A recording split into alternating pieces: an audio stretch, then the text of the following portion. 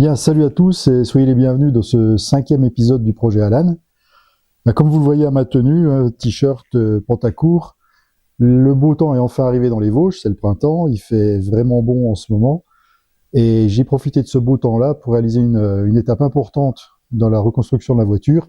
Comme vous voyez derrière moi, tout l'habitacle est peint maintenant en bleu, il n'est plus gris comme il était au préalable.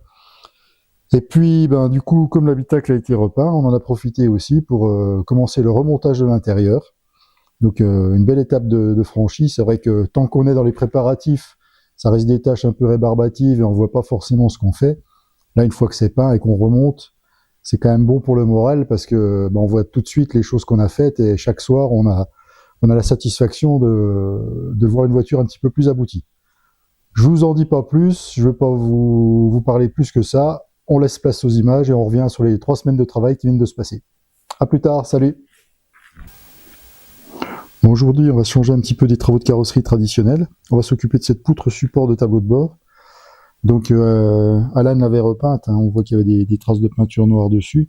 Malheureusement, avec le temps passé dehors à la pluie, elle a repris la rouille.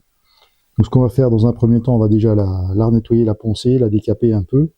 Puis ensuite, on va y mettre une couche d'après, pour ensuite la terminer en noir mat, que ce soit un petit peu plus propre. Alors même si elle est en dessous du tableau de bord et qu'on la voit pas, on va le faire qu'une fois, au moins on aura quelque chose de propre et puis ce sera quand même plus agréable à l'œil. Voilà, donc premier travail, décapage à l'aide de papier à poncer.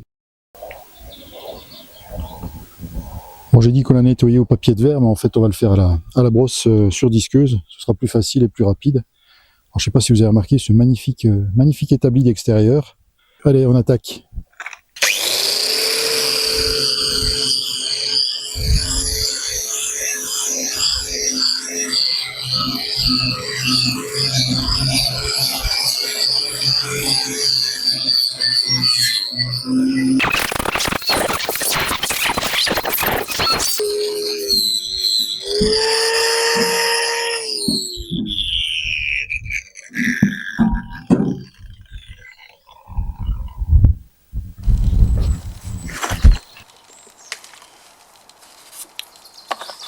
Allez, petit dégraissage avant de peindre, histoire d'enlever toutes les traces qui pourraient gêner la peinture.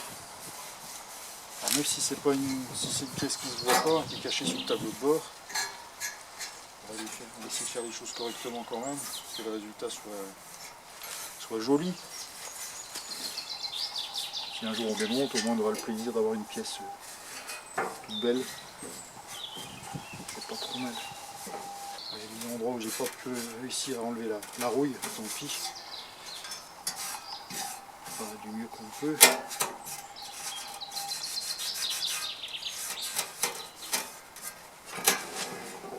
On va gratter un petit peu les endroits là.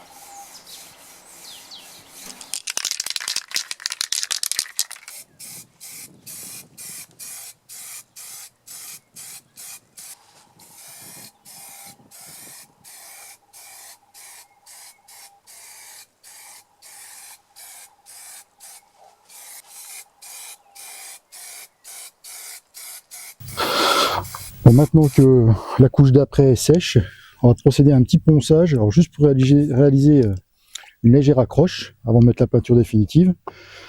Donc pour ça, en fait, je prends du papier assez fin, du 800.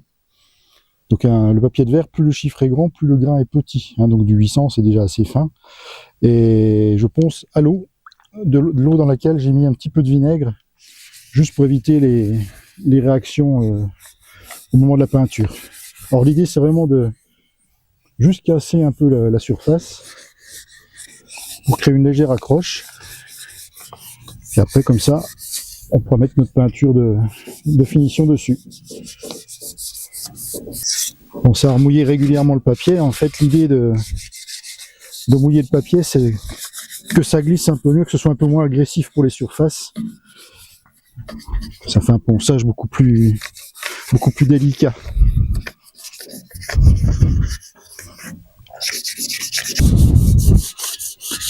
L'idée c'est pas de poncer trop non plus, parce que si on ponce trop, on enlève la couche d'après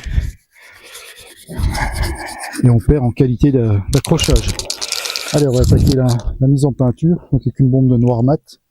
Ce sera très bien pour une poutre cachée sous le tableau de bord. Ça fera un rendu sympa quand même.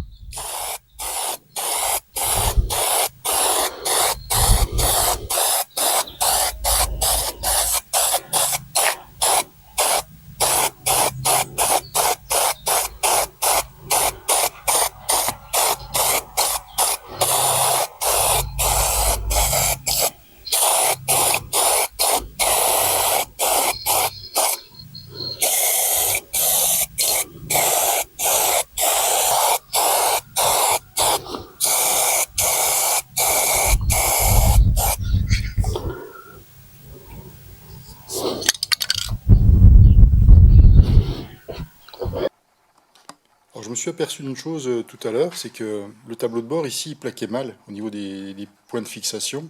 Et il aurait fallu vraiment appuyer très fort dessus pour le visser et tendre les vis, ce qui n'était pas normal. Et en fait, je me suis souvenu d'une chose, c'est que le tableau de bord que j'ai installé, c'est un tableau de bord de Forester. C'est un tableau de bord d'Impreza. Alors c'est exactement les mêmes, à un petit détail près. C'est ici au niveau des pattes. Donc là, vous voyez les pattes jaunes ici, elles sont montées, on va dire, vers le haut. Et là, j'ai fait un montage Impreza, et ce sont des pattes noires qui sont montées vers le bas. Ce qui explique que le tableau de bord descend plus vers la baie de pare-brise. Donc c'est tout simple, il faut juste enlever cette patte-là, qui tient avec 3 vis. On la remplace par une patte d'Impreza, qui tient également avec 3 vis. Sur les points de fixation ne sont pas les mêmes, mais ils sont prévus sur le tableau de bord. Et puis le tableau de bord plaquera correctement. Et l'autre petit détail, c'est au niveau du bloc chauffage qui vient là. Le bloc chauffage est plus épais, parce que ça c'est un Forester. Et si on prend un Impreza, il est tout simplement plus fin. Donc il vient en lieu et place, mais il est moins épais, ce qui permet de monter le tableau de bord correctement. Voilà, on va faire la modif et puis on pourra monter le tableau de bord pour essayer.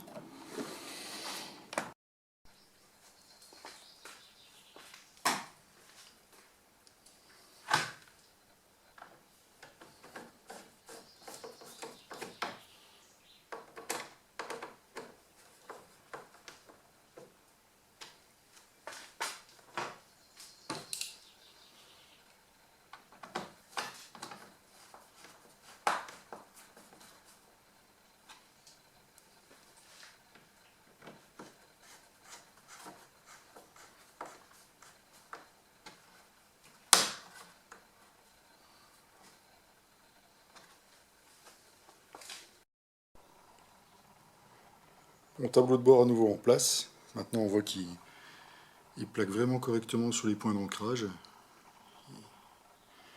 Il est nickel.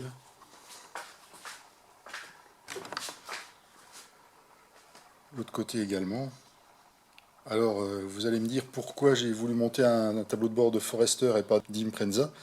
Tout simplement les Impreza, elles ont un système de désembuage juste ici, au milieu du pare-brise. Alors que les Forester, il y a 2 petits trous en plus là, qui permettent d'aller dégivrer même les coins des pare-brises. Et du coup, je me suis dit qu'en course, c'était peut-être plus sympa d'avoir un pare-brise bien dégivré d'un coin à l'autre. D'où le montage du tableau de bord de Forester. Voilà, donc ça se monte avec juste les modifs de pattes et de petits conduits de chauffage comme on a vu précédemment. Alors comme je vous le disais dans une des précédentes vidéos, le seul capot qui est homologué normalement sur les Impreza Gropa, c'est un capot en aluminium. Et celui qu'on avait récupéré en Alsace auprès de Florian sur la 555, il avait l'avantage d'être dans la bonne couleur, mais malheureusement c'était un capot acier. Alors après avoir réfléchi un petit peu, je me dis soit on met un capot acier et c'est pas grave. Et puis finalement dans mon entourage, j'avais quelqu'un qui avait un capot alu que je ne savais pas et qui a accepté de me l'échanger contre l'intérieur de la 555. Il cherchait des sièges, une banquette et des panneaux de porte. Et donc on a fait un échange l'intérieur contre ce capot en aluminium. Donc c'est un capot de la bonne génération, hein, c'est vraiment un capot des générations 93-96. Et la seule chose qu'il y a, c'est qu'on voit ici, il y a une bosse. Donc on va essayer de redresser ça, sachant que l'aluminium, ça se travaille de manière un peu particulière. Il faut chauffer la matière avant, sinon on risque de la casser. Donc on va essayer de redresser ça de la même manière qu'on a redressé l'aile arrière, avec une cuillère depuis l'intérieur. Bon, j'ai déjà enlevé les grilles, hein, tout est démonté. Voilà. Donc on va enlever tout ça, et puis on va essayer de travailler un petit peu sur la carrosserie, sur l'aluminium.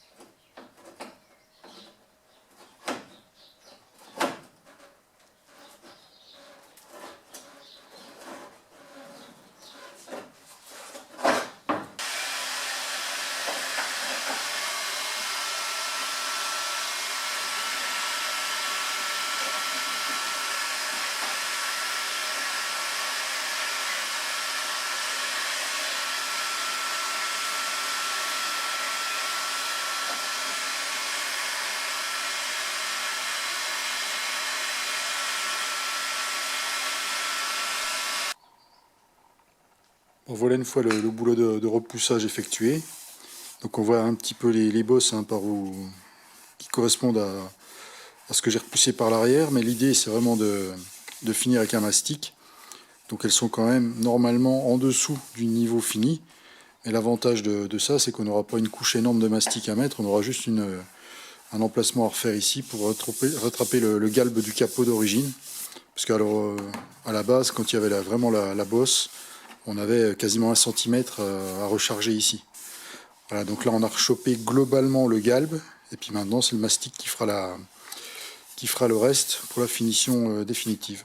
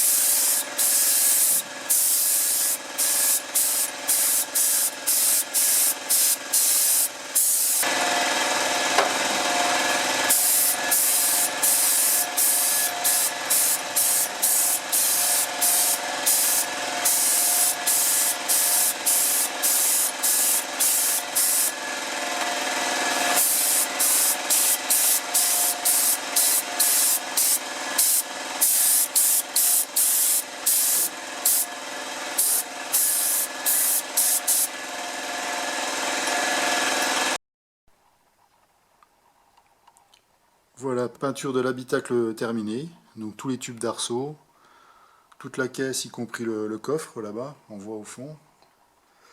Tout est peint, donc maintenant on peut commencer le remontage de l'intérieur. Une belle étape de franchie, c'est cool.